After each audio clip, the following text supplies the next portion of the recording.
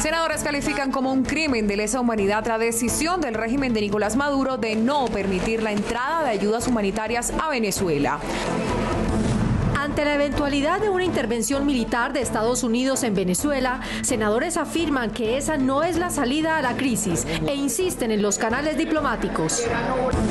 Senadores de los principales partidos respaldaron al gobierno nacional para aprobar el Plan Nacional de Desarrollo. Alerta por aumento de reclutamiento de menores por parte del ELN. Senadores le piden a esa guerrilla devolverlos a sus hogares. El Senado rinde homenaje al maestro Alejo Durán por su aporte a la música y a la cultura colombiana en los 100 años de su natalicio.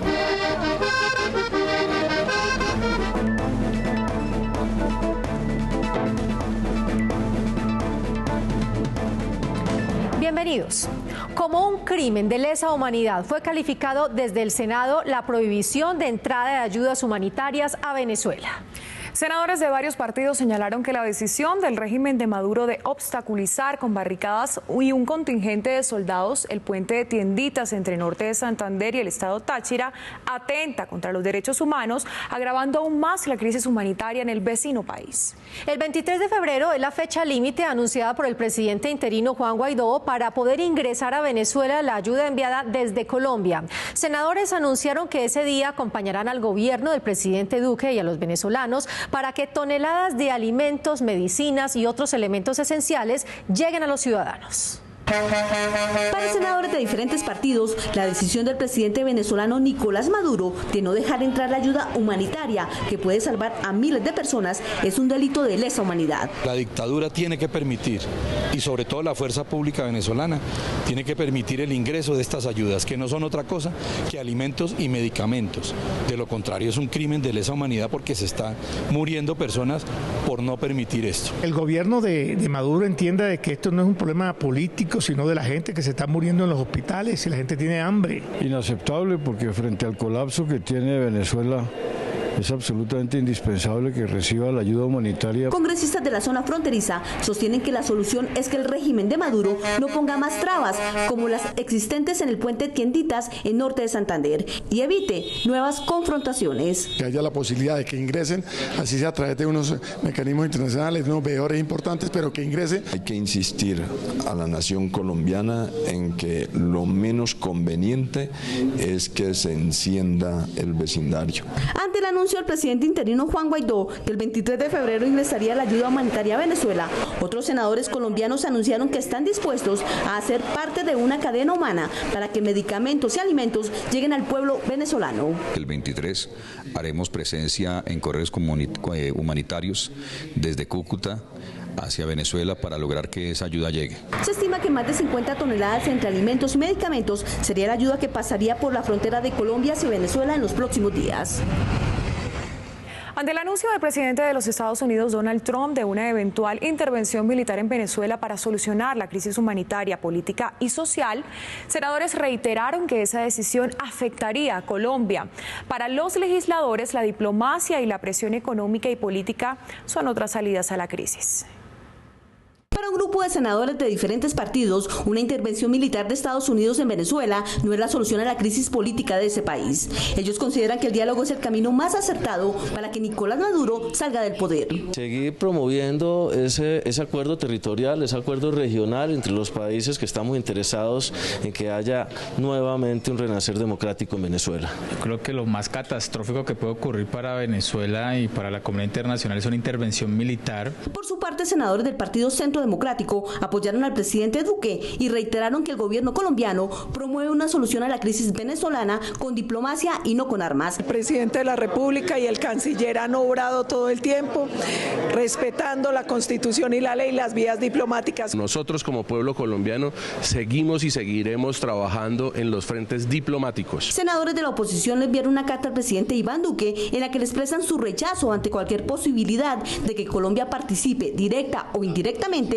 en una operación bélica de Estados Unidos contra Venezuela. Sea prestando su territorio, prestando su suelo, su espacio marítimo o aéreo. Según la Constitución colombiana, el ingreso de tropas extranjeras al país solo es autorizado por el Senado de la República.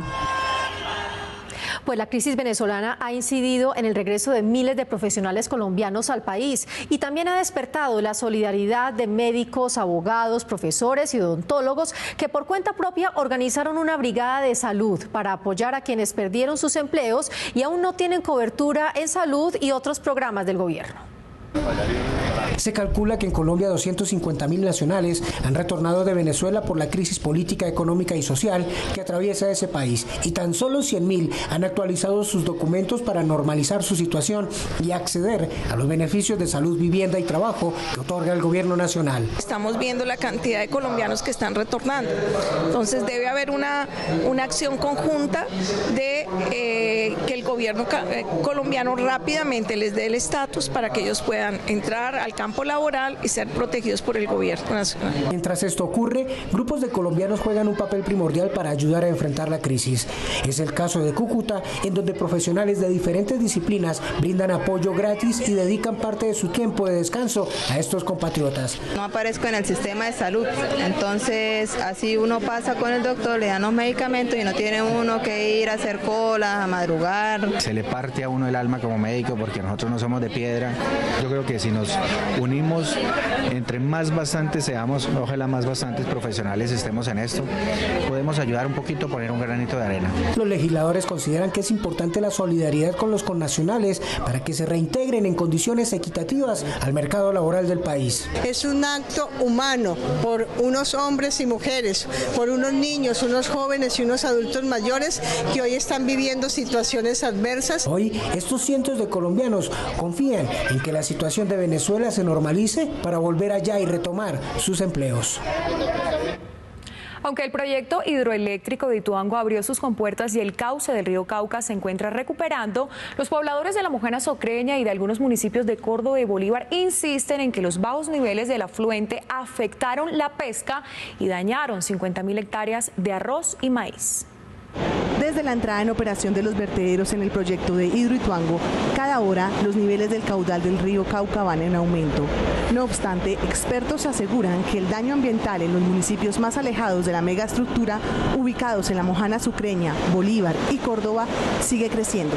Yo creo que lo que no sería justo y no sería equitativo es que frente a unos errores de esa magnitud, todos los colombianos acabáramos pagando los costos ambientales y sociales. Para algunos senadores, EPM y la Agencia Nacional de Licencias Ambientales, ANLA, deben responderle a los colombianos por los graves perjuicios a la pesca, la agricultura y otros sectores que derivan su sustento del segundo río más importante de Colombia. Aquí hay que hacer un debate a fondo sobre temas ambientales. Aquí hay que preguntarnos quiénes son los socios privados.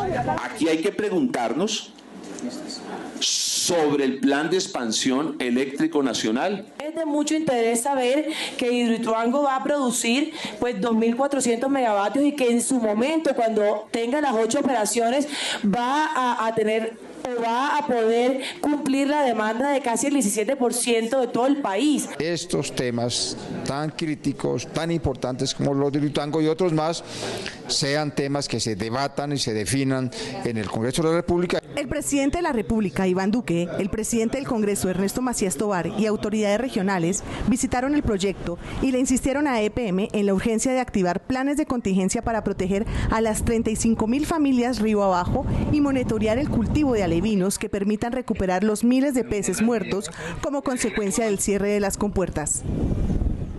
Apoyar y aprobar proyectos de origen gubernamental y parlamentario fue una de las conclusiones de los encuentros de senadores del Centro Democrático, el Partido Conservador, la U, Mira, Colombia Justas Libres, Así y Cambio Radical con el presidente Iván Duque.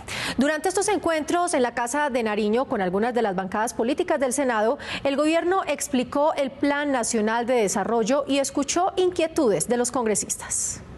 Trabajar en el mejor plan de desarrollo para el país es lo que el partido de gobierno, el Centro Democrático, se comprometió tras su reunión con el presidente de la República, Iván Duque. Todo lo que ha propuesto en metas educativas es un gran aliciente para las nuevas generaciones de colombianos y para los padres de familia de la patria. El plan de desarrollo es un plan ambicioso que tiene como gran propósito generar empleo en Colombia, 1.600.000 nuevos puestos de trabajo, reducir en menos del 8% la tasa de desempleo en Colombia. Otras bancadas que se reunieron con el presidente en la Casa de Nariño, como ASI, Colombia Justa y Libre y Mira, se unieron al respaldo de Pacto por Colombia, Pacto por la Equidad del Gobierno Nacional. Que podamos regular algunas situaciones de informalidad que se están presentando y que podamos presentar al país una agenda concreta en empleo, que es lo que la gente está pidiendo. Senadores de Cambio Radical, aunque ratificaron su independencia al gobierno, afirmaron que estudiarán y consultarán con sus bases regionales el articulado del plan de desarrollo. Es una discusión que se va a dar en los foros que ha establecido el partido, pero acompañamos, por supuesto, esa propuesta del presidente Duque de reducir la pobreza extrema, de sacar a cerca de 1.500.000 colombianos de la pobreza.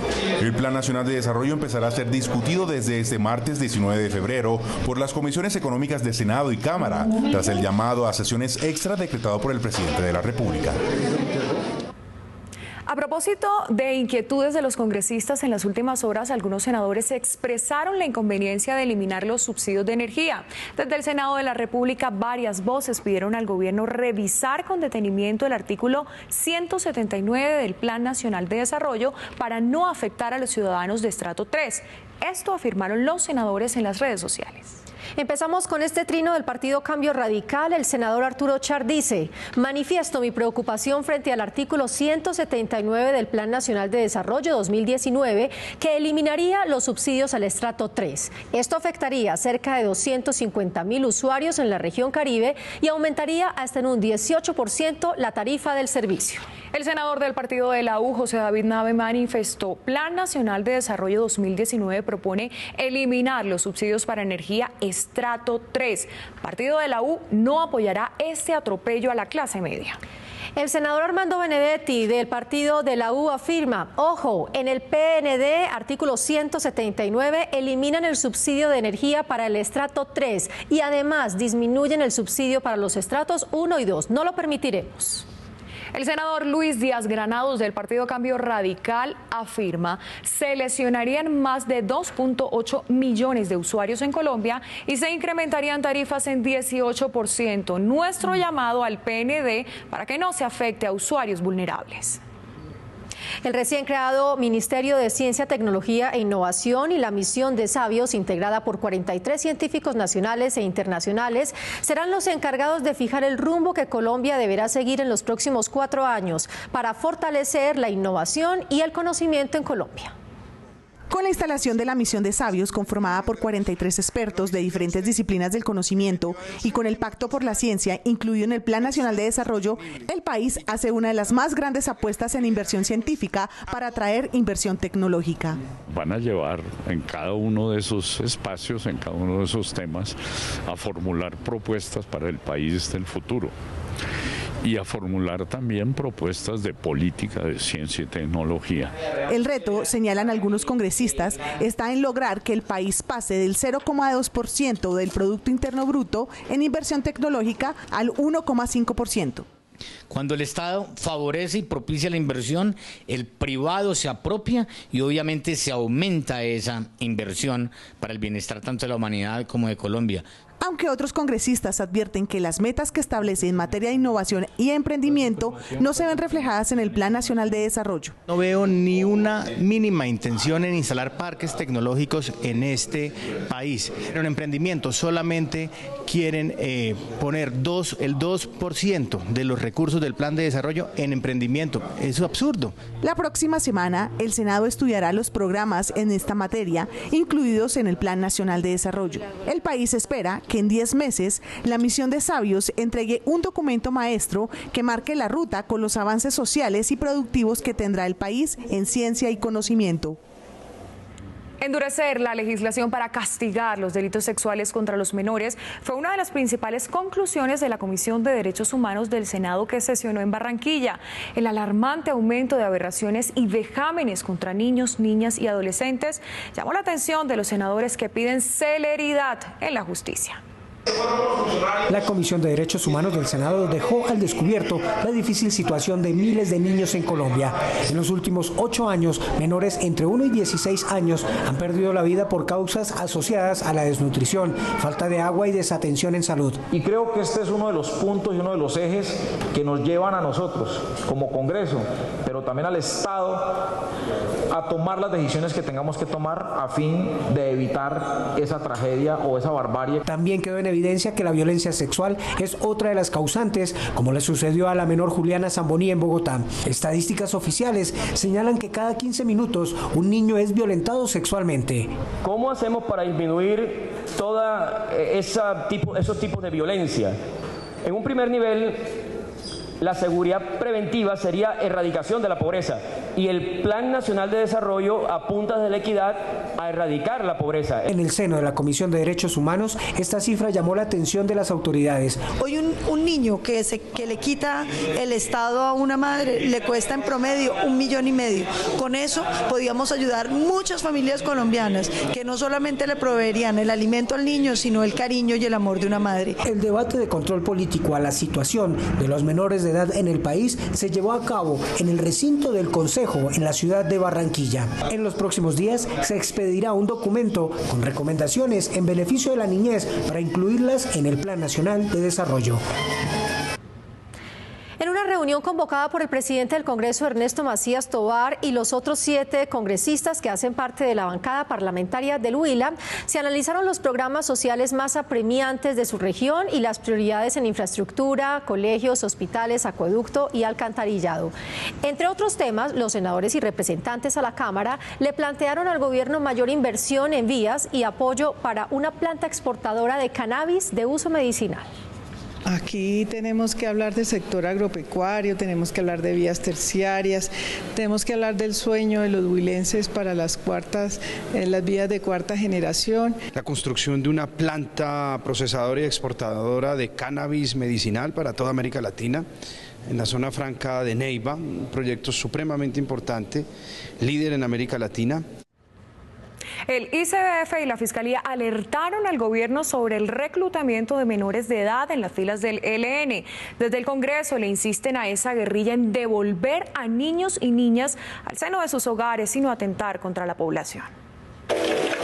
La Fiscalía y el Instituto Colombiano de Bienestar Familiar revelaron que la guerrilla del ELN reclutó menores de edad durante las negociaciones de paz con el gobierno Santos.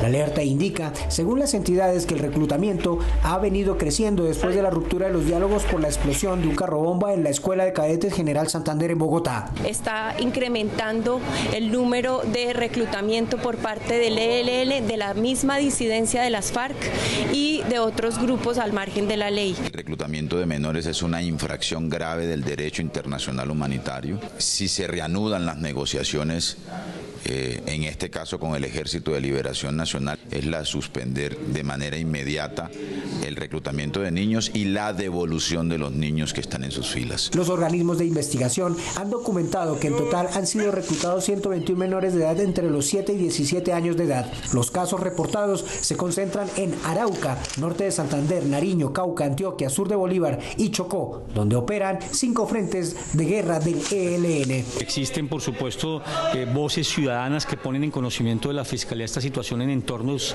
en donde operan el ELN, el Clan del Golfo y otras estructuras criminales de ese orden. 16 frentes del Comando Central del ELN fueron cobijados con medida de aseguramiento por el continuo reclutamiento de menores de edad y también por los atentados terroristas contra la infraestructura petrolera. En lo ocurrido de 2019, el ELN ha atentado en 11 oportunidades contra el oleoducto Caño Limón-Coveñas y el sistema trasandino y Monzoya en Orito, Putumayo.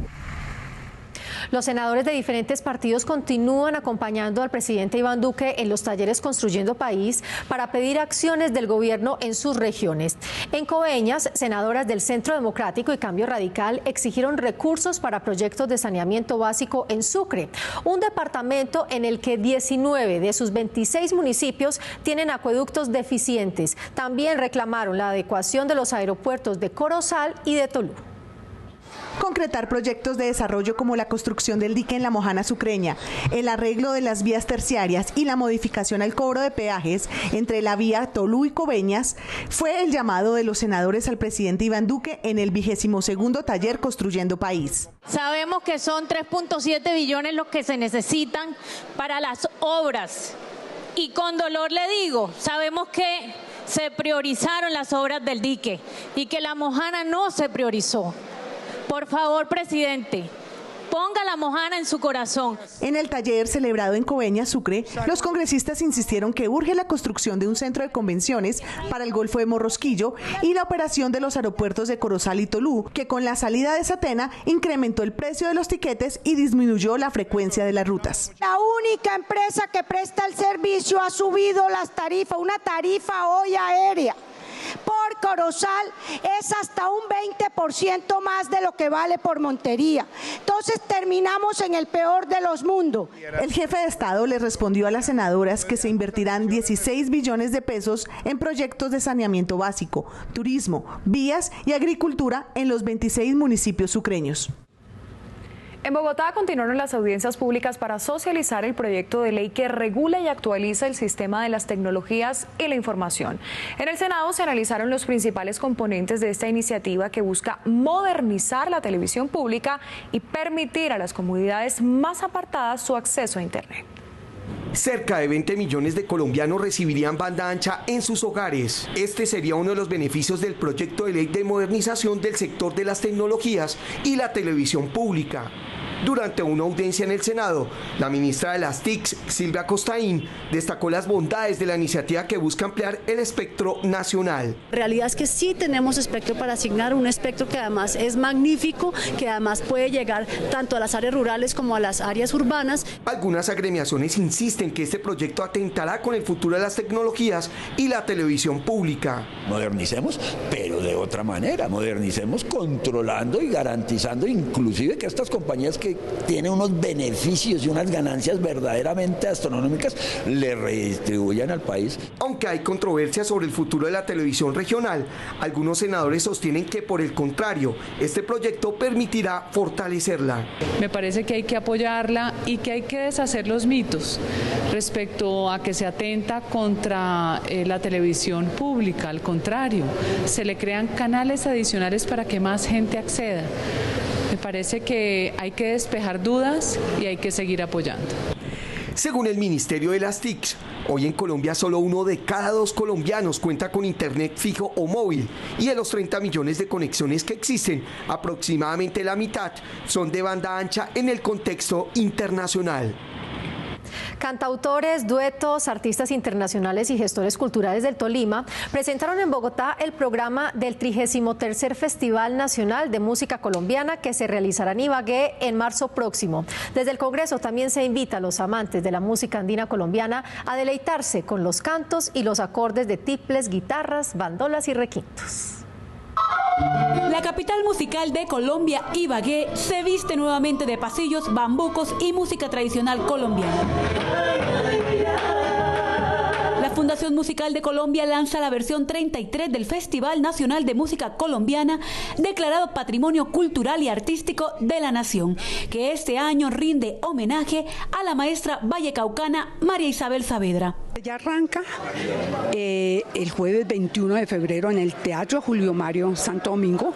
Ya viene la participación al pueblo, a Bogotá, que es Colombia, de lo que va a suceder, una muestra pequeña de lo que va a suceder. Tenemos que fortalecer el apoyo y el emprendimiento para nuestros artistas en el área musical. Ibagué es la ciudad capital musical de Colombia, pero eso también necesitamos materializarlo con políticas de inversión y de apoyo a nuestros artistas. Personalidades de la industria cultural, duetos, compositores e intérpretes llegaron a respaldar este homenaje que año tras año se le hace a la música andina. La manera como también siguen saliendo nuevos talentos y se sigue manteniendo la cultura es a través de festivales y saliendo de esos festivales nuevos talentos y nuevos artistas. Del 18 al 25 de marzo es la invitación a vivir las raíces colombianas acompañada de los duetos o príncipes de la canción que han dejado un gran legado al país. Y a ustedes, nuestros televidentes, los invitamos a que continúen siguiéndonos en las redes sociales. En Twitter e Instagram nos encuentran como @Noticiero Senado. Y en Facebook también estamos como Noticiero Senado. Este año el Senado de la República le rinde homenaje a uno de los más grandes artistas del vallenato, el maestro Alejo Durán. Una ley aprobada en el Congreso y sancionada por el gobierno reconoce y exalta el aporte de este magnífico juglar a la música colombiana en los 100 años de su natalicio. Jairo Jacome viajó al Paso, en el Cesar, para rememorar en la siguiente crónica algunos momentos cruciales en la vida del negro Alejo. Y con esta nota que enaltece el vallenato, los invitamos a nuestra próxima emisión. Claro que sí, nos vemos. Hasta pronto. El municipio del Paso está ubicado en el departamento del Cesar, a 138 kilómetros de Valledupar. Cuenta con 20.300 habitantes. Allí nació hace 100 años Gilberto Alejandro Durán Díaz, más conocido como Alejo Durán, un músico y trabajador incansable, responsable de que el vallenato haya trascendido fronteras. Fue el aporte auténtico que él hizo de la música nuestra. Este juglar es una de esas figuras que no se olvidan aunque pasen 100 años. De hablar pausado hizo que el amor, la sencillez, el respeto, la gracia, la inteligencia y la honestidad lo hicieran el ciudadano más ilustre de El Paso. Dicen que si yo no me presento, no se presentan. Eso es asunto de ellos. La humildad y la sencillez fue lo que hizo hacer el maestro Alejo grande. Más de 300 canciones fueron éxitos en su voz. El acordeón se convirtió en su más fiel compañera. En 1951 grabó su primer sencillo en un acetato que vendía de pueblo en pueblo, instalándose en los radios de tecla que la compañía Philips vendía. Desde hace 70 años fue el tren el que llevó el vallenato de Alejandro Durán al interior del país. Alicia Dorada, Pedazo de acordeón, Sierva María, La Cachucha Bacana, 039, son algunos de los tantos éxitos que brotaron de su garganta. Alejo Durán, primer rey vallenato, la persona que trascendió cuando la música era realmente, llevaba ese significado de la inspiración real. Alejo Durán decía: es mi deber colocar bien en alto el nombre de mi patria. Yo no importo, importa mi país, mi pueblo, mi folclor. Palabras que llevó a un reconocimiento en el Congreso de la República, honrando su legado. Proyecto que contempla la construcción de un museo, el parque temático, la escultura de Alejandro Durán, también que se declare el año 2019 por parte del Ministerio de la Cultura como el año de Alejo Durán. Es un gran reconocimiento, no se lo hicieron a Alejo, sino a la música vallenata y el vallenato en general. Y 50 años después, su memoria perdurará, ya que en la casa donde nació funciona un museo.